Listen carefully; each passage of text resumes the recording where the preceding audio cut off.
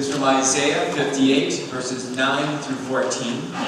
And I invite you to follow along on page 601 in the Pew Bible. Then you shall call, and the Lord will answer.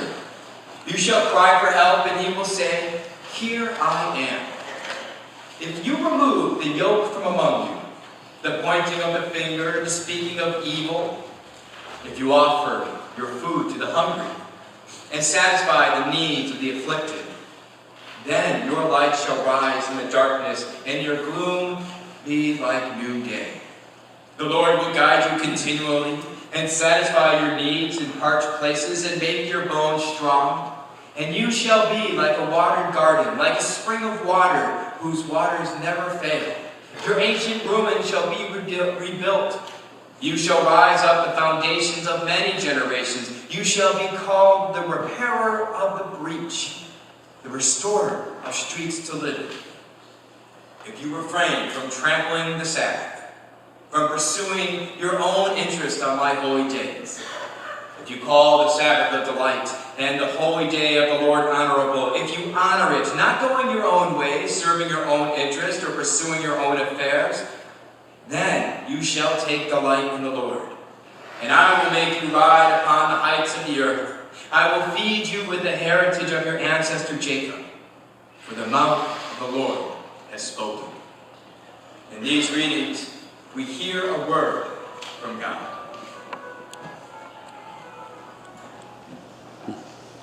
Will you pray with me? Lord, let the words of my mouth and the meditations of all of our hearts be acceptable in your sight, our rock, our Redeemer. Amen. Back then, it must have been different. It must have been different back then. Back then, when everyone agreed upon one religion. Back then, when everyone agreed upon what it meant to be pious and holy. Back then, when there was a consensus of what people needed to do to get on God's good, right side. Back then, it must have been different. Now, what the back then is could be different for each one of us. Maybe you're thinking about Isaiah because I just read it. And so that's in your head, and you're thinking, of course, Jonathan's going to talk about Isaiah. And yes, there's truth to that.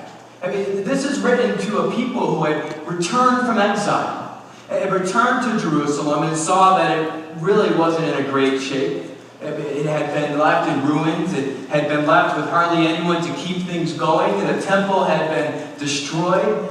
But they were a people who agreed that we needed to follow God and we needed to make things right with God. And they all agreed on how to do that, more or less. But maybe you were also thinking of a time when in our culture, in our society, everyone agreed that Sunday was a day to stop. Sunday was a day to make sure that you were right with God.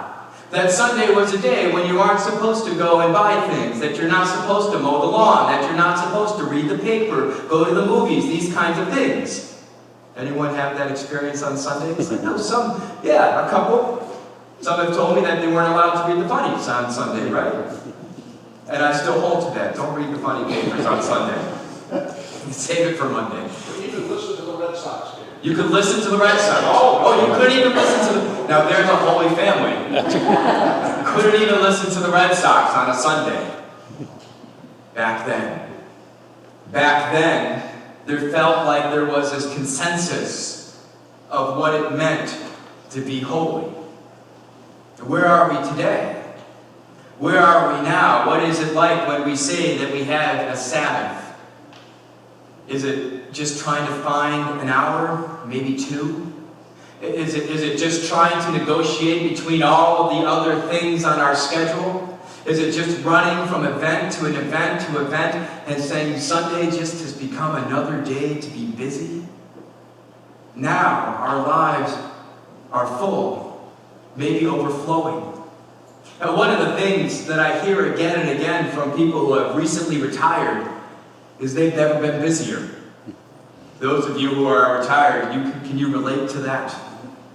You had a job, you had structure, you worked, but then you retire, and all of a sudden there's these other demands and other appointments, and your children expect more of you, and they really would love it if you could just watch your grandchildren for a couple of hours, maybe a couple of days, maybe a couple of months. Can you just take them, please? And our lives are full and overflowing. And maybe a part of us yearns for back then. I saw this video. You may have been wondering, why is there a table here? And it's because I'm going to be doing card games after. I wouldn't. Maybe. No. I saw this video, and I imagine a number of you have seen it already, but if you have, just bear with me and indulge me for a moment. And it was talking about what a full life is like. So imagine this mason jar is your life. Right? And if you wanted it to be really full, in a healthy kind of way, the first things you put in the mason jar should be those things that are really important. Things that really matter to your life. What are some of those things that are important, that matter? Go ahead and chuck them out. Children. So your love for your children, I'm going to open it up to family as well, if that's okay. If you have issues with your siblings, we can set up an appointment. But let's just say, so we put our love for family in the jar. What are other things that's important? Say it again? Health. Your health. Yeah, if you don't have your health, what do you have? So taking care of yourself, that's an important thing. These take up some space. What else do we want to put in there? Your faith. Your faith? And just because these are a little bit smaller doesn't mean they're less important. So we put the faith in there. What else do we have that's important? Say again? Work. Work. Yeah, your job, your profession, your sense of identity, vocation. Friendships. I heard home in there. So the jar's already getting full. And these are the things that really, really matter, right? You can imagine those and have them be whatever comes to your own mind. Got the tablecloth a little dirty already. But then there are those other things that you need to be aware of, that you need to take care of, that are important but shouldn't be the most important. Things like Bills. Exactly. Bills. That takes up some space. What are some other things? Food. Education. Although I would put food also as essential, but that's because I'm Italian. Education. Education is something that can help enhance that other aspects of your lives. Those are really important things. Anything else? Transportation. That can be a joy and it can be a burden, right? Anything else? Getting the lawn mowed? Save that for the next one. But there might be a sense of how you look, appearance, taking care of things. I mean, we said home is an important thing, but there's some upkeep that maybe you don't want to do. But if you don't do, your house will fall apart. So the jar starts to get a little bit fuller. We have those important things, but then we have those other things that we just need to be aware of, we need to take care of. And then there are those things that we would hope wouldn't demand too much, but we need to worry about. Things like mowing the lawn. For me, that's a lot. What are other things that get in the way, or maybe we enjoy doing but aren't as essential? Taxes. Yeah. Let's maybe put a lot of that in there. Resting. Yeah.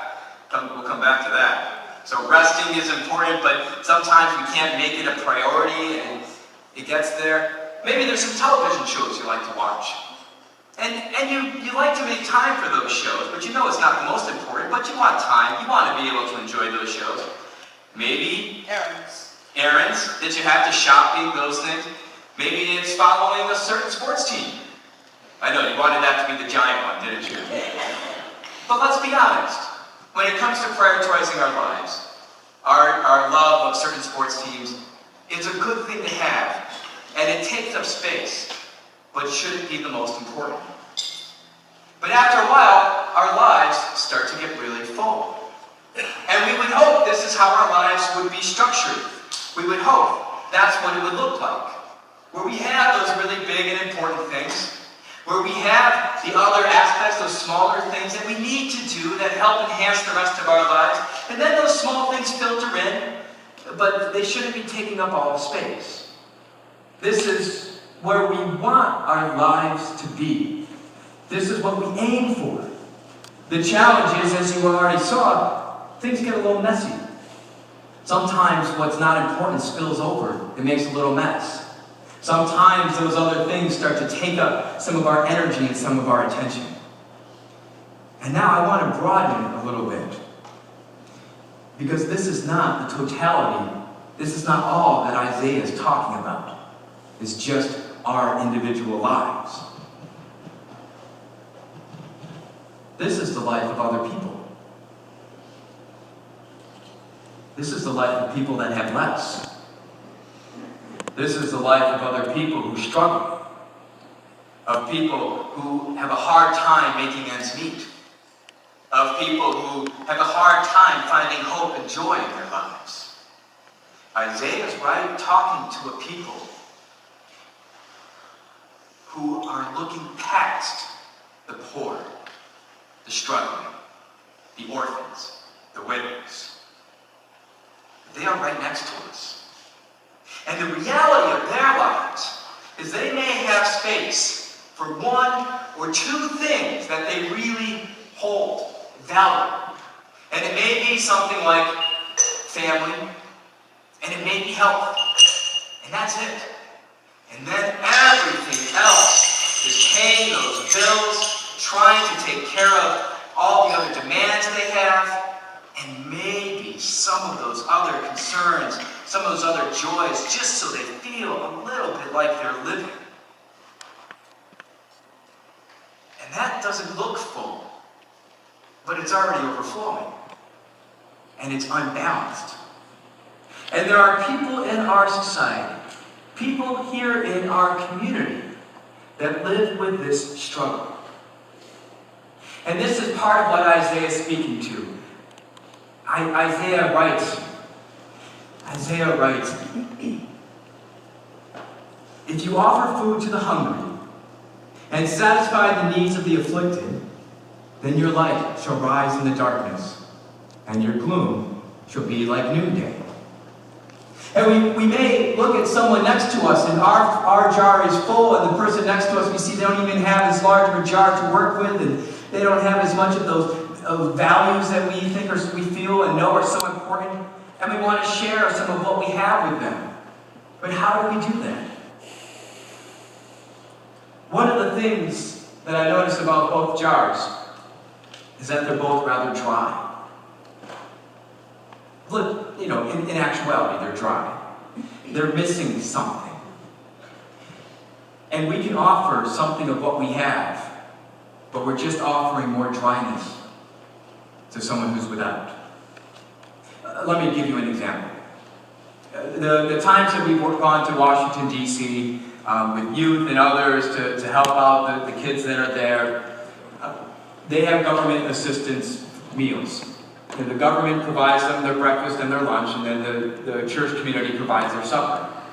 And the government-assisted meals is a part of the way that everyone in society, this is part of an idea of taxes, and if you want to get into a political discussion, we can do that afterward. But part of the idea of taxes is we all contribute some of what we have so that those who are without can be helped.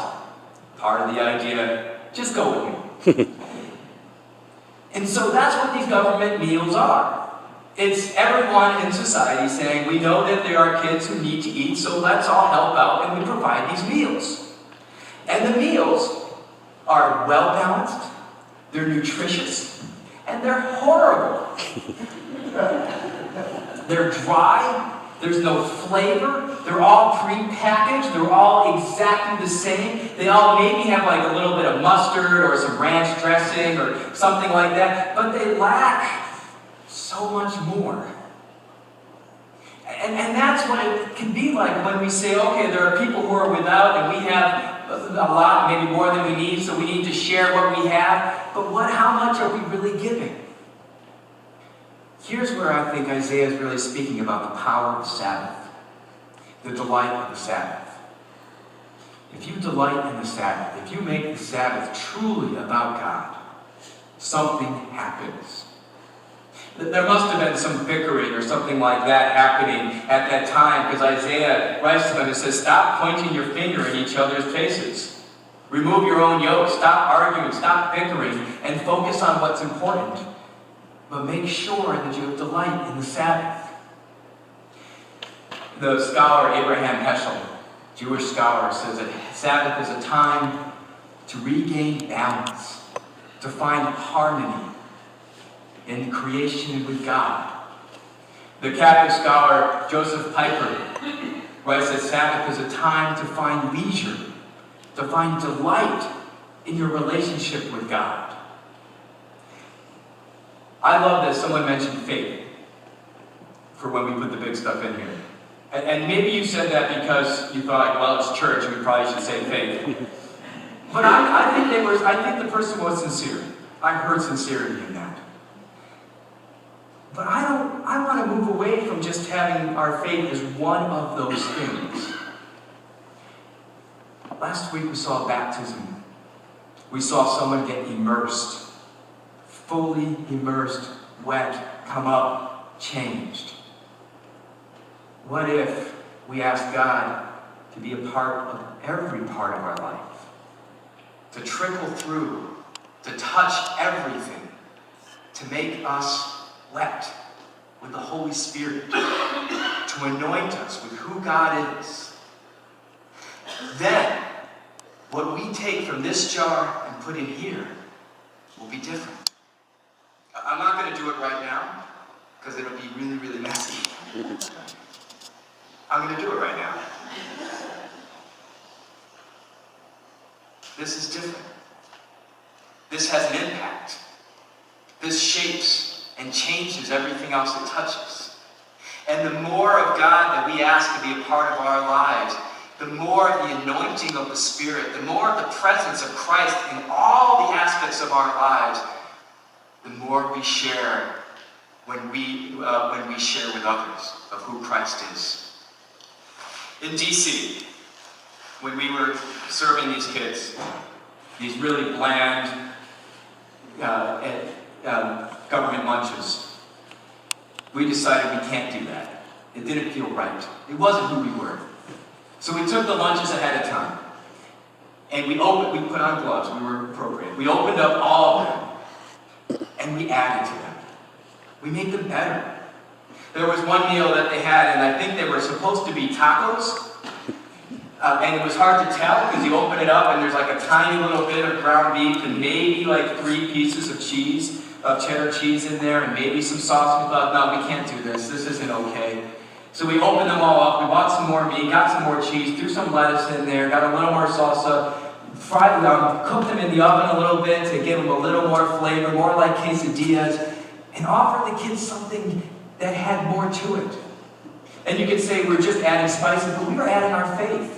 We were saying that these kids deserve to eat, yes, but they also deserve to be loved. They deserve to know that they are valued. They deserve to know that they are seen as precious in the eyes of God. And we will not just serve them a formulaic meal. We're going to give them something that shows them how much we love them. We're going to show them our faith. This is what we're called to do with our lives.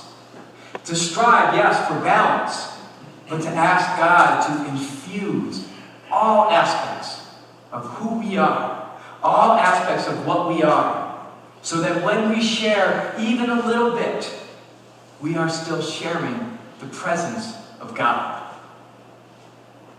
So how can Sabbath, how can you find that day where you put aside that time to ask God to be a part of everything? That's going to be a challenge for each and every one of you. It'll be a challenge in different ways. And maybe you can always start with the morning. And maybe you can only start with an hour, but start there. And look to see how can I enhance my life, how can I find those times, make those times to bring God in, so that when I serve others, when I reach out to others, I am not just offering some money, I'm not just offering a handout, I'm offering the presence of God. And then we will delight. Amen.